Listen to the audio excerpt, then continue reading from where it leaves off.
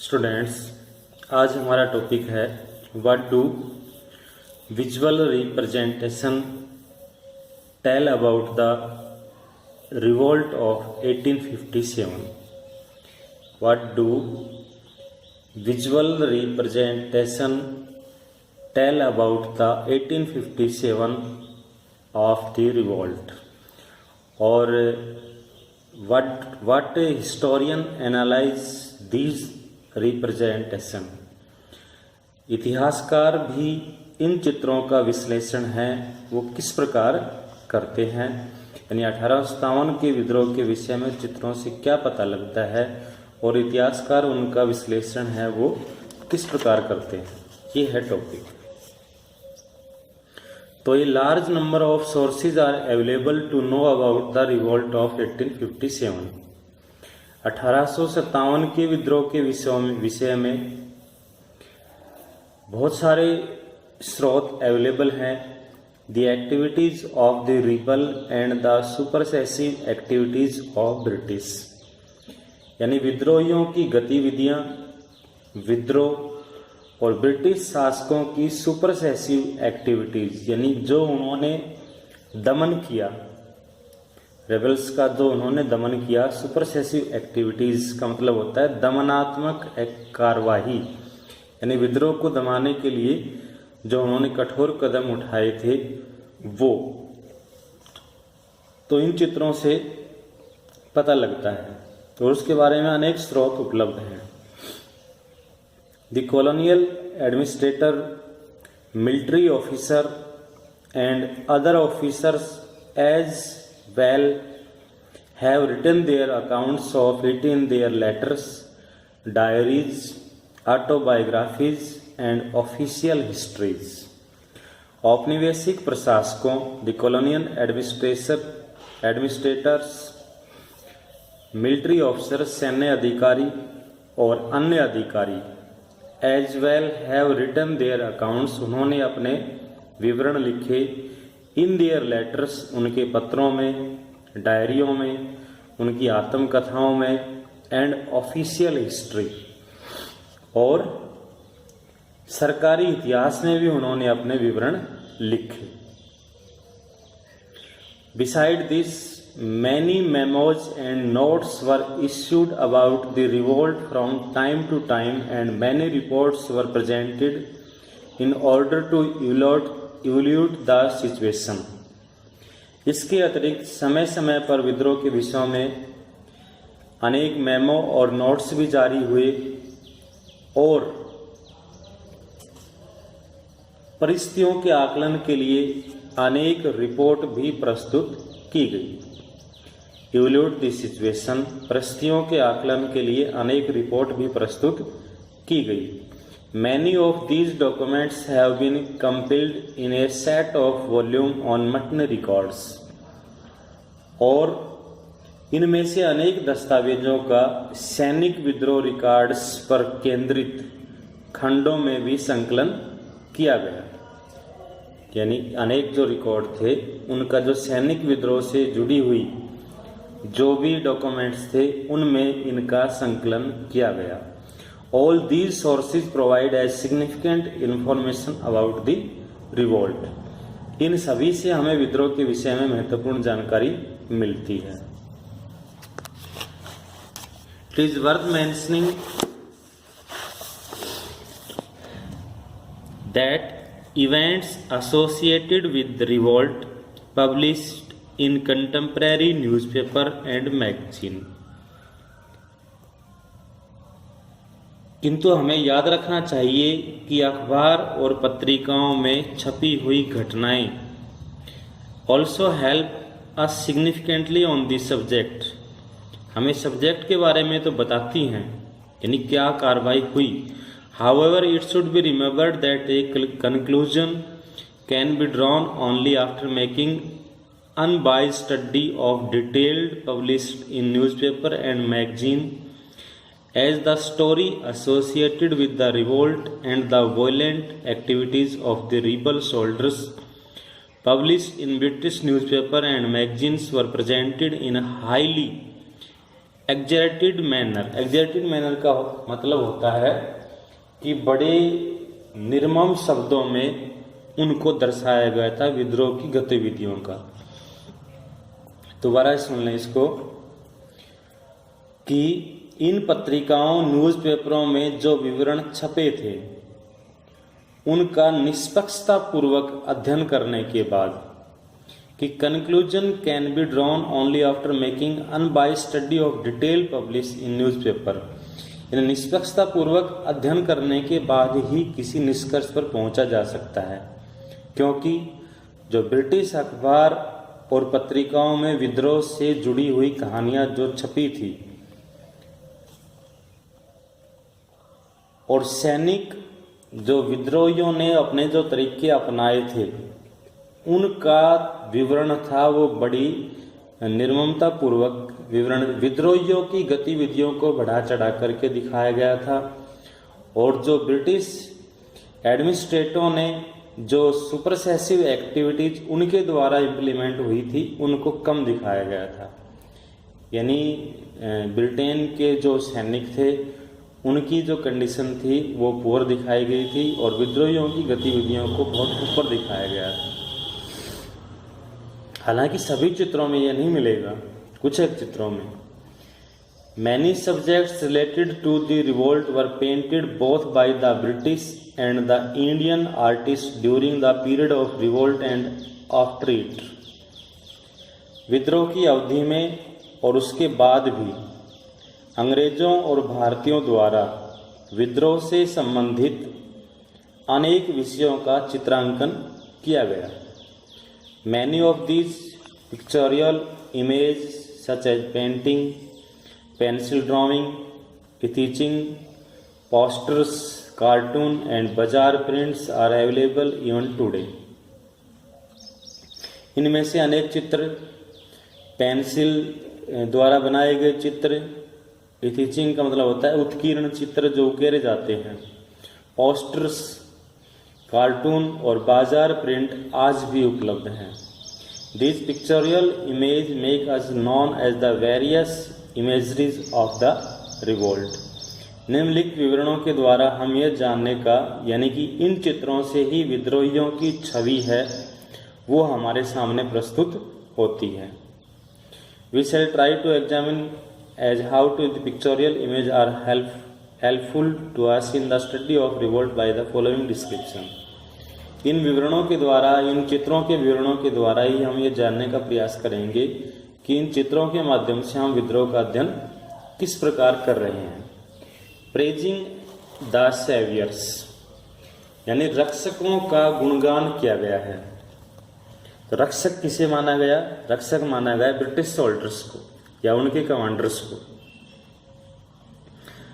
The paintings painted bye the British artist present the British heroes saving the English and repressing the rebels as savior। विद्रोह के संबंध में अंग्रेज जो artist ने जो चित्र बनाए थे उनमें अंग्रेजों को दिखाया गया नायकों के रूप में, विद्रोहियों को कुचलने वाला रिप्रेसिंग द रिबल्स विद्रोहियों को कुचलने वाला एज सेवियर्स, और ब्रिटिश जो लोग थे उनकी रक्षा करने वाला दिखाया गया है। किनको? ब्रिटिश कमांडरों को या ब्रिटिश सैनिकों को। द रिलीफ ऑफ लखनऊ ये चित्र है 11.1 में।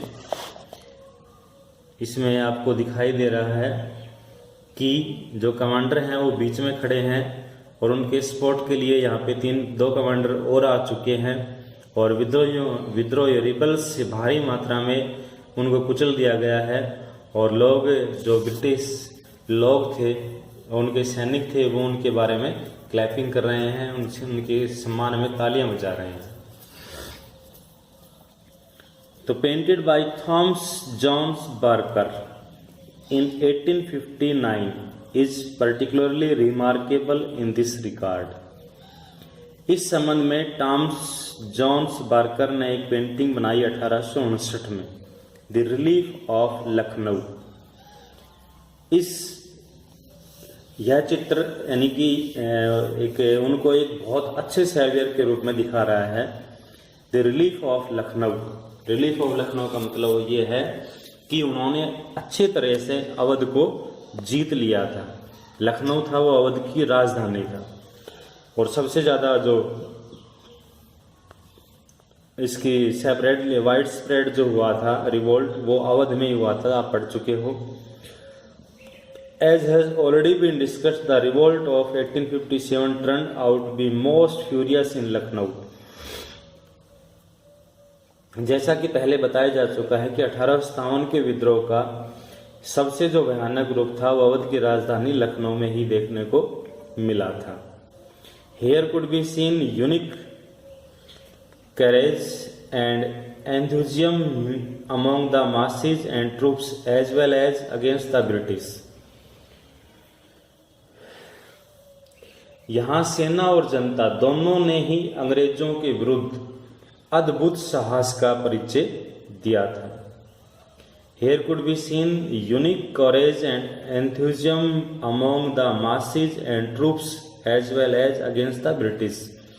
यहाँ पर सेना और जनता यानी अवध की जनता, लखनऊ की जनता ने ब्रिटिश सरकार के खिलाफ बहुत तेज कार्रवाई चलाई थी। Henry Lawrence, the commissioner of Lucknow, gathered all the Christians and took refuge along with them in heavily fortified residency after the rebel forces besieged Lucknow. विद्रोही सैनिकों द्वारा जब लखनऊ में घेरा डाल दिया गया था, तब क्या हुआ? लखनऊ के कमिश्नर जो थे हेनरी लॉरेंस, उसने सभी ईसाइयों को इकट्ठा करके और वो उनको अत्यधिक सुरक्षित जो रेजिडेंसी बना रखी थी उन्होंने, उसमें वो ले जाता है। लेकिन the rebels put the residency on the fire, लेकिन जो विद्रोही थे उन्होंने रेजिडेंसी में आग लगा दी थी। Henry Lawrence died, Henry Lawrence मर गया। When the residency was attacked by the rebels, जब विद्रोहियों ने रेजिडेंसी पे हमला किया, but Colonel Inglis defended the residency somehow, लेकिन कर्नल इंग्लिश ने पता नहीं किस प्रकार रेजिडेंसी को डिफेंड किया, दूसरे तरीकों से। On September 25 James Outram and Henry Havelock reached Lucknow with large number of troops.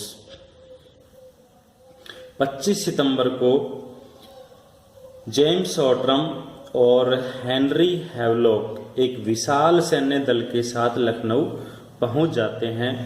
They cut through the rebel forces, thus boosting the morale and courage of British troops. उन्होंने विद्रोहियों की जो सैनिक टुकड़ियां थी उनको छिन्न भिन्न कर दिया, और शीघ्र ही जो ब्रिटिश टुकड़ियों में उन्होंने नए उत्साह का संचार किया। They cut through the rebel forces, boosting the moral and courage of British troops. उन्होंने ब्रिटिश सैनिकों का उत्साह बढ़ाया।